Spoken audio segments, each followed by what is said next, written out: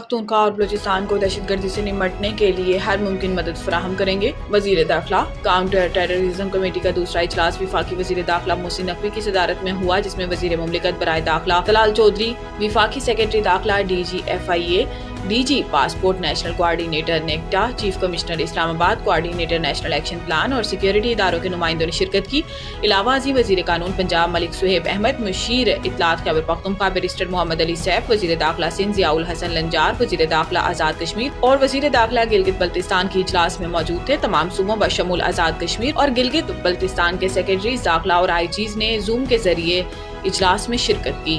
اجلاس میں اظہار خیال کرتے ہوئے وزیر داخلہ محسن نقوی نے کہا کہ دہشت گردی سے نمٹنے کے لیے وزیر اعظم، آرمی چیف اور تمام اسٹیک ہولڈرز ایک صفحے پر ہیں۔ صوبوں کی مشاورت کے بغیر کوئی فیصلہ نہیں کیا جائے گا۔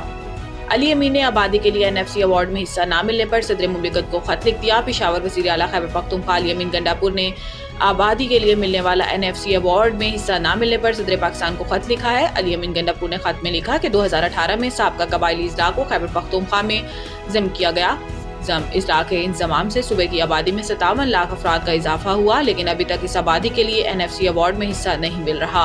انہوں نے مزید لکھا کہ سابق فاٹا کا شیئر وفاقی حکومت کو مل رہا ہے، جو غیر آئینی ہے۔ مالی وسائل کی تقسیم کے لیے 10واں NFC اجلاس جلد بلایا جائے۔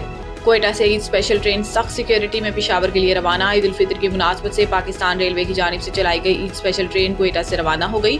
بلوچستان میں جعفر ایکسپریس پر دہشت گردوں کے حملے کے بعد کئی دن ٹرین سروس معطل رہنے کے بعد گزشتہ روز شروع ہوئی تھی، جبکہ آج عید اسپیشل ٹرین بھی سخت سیکیورٹی میں کوئٹہ سے پشاور کے لیے روانہ ہو گئی۔ ریلوے حکام کے مطابق 9 بوگیوں پر مشتمل عید اسپیشل ٹرین 400 مسافروں کو لے کر پشاور کے لیے روانہ ہوئی۔ ٹرین کی حفاظت کے لیے سیکیورٹی کے فل پروف انتظامات کیے گئے ہیں۔ میانمار اور تھائی لینڈ میں زلزلے سے ہلاکتوں کی تعداد 1000 سے متجاوز، سینکڑوں تاحال لاپتہ۔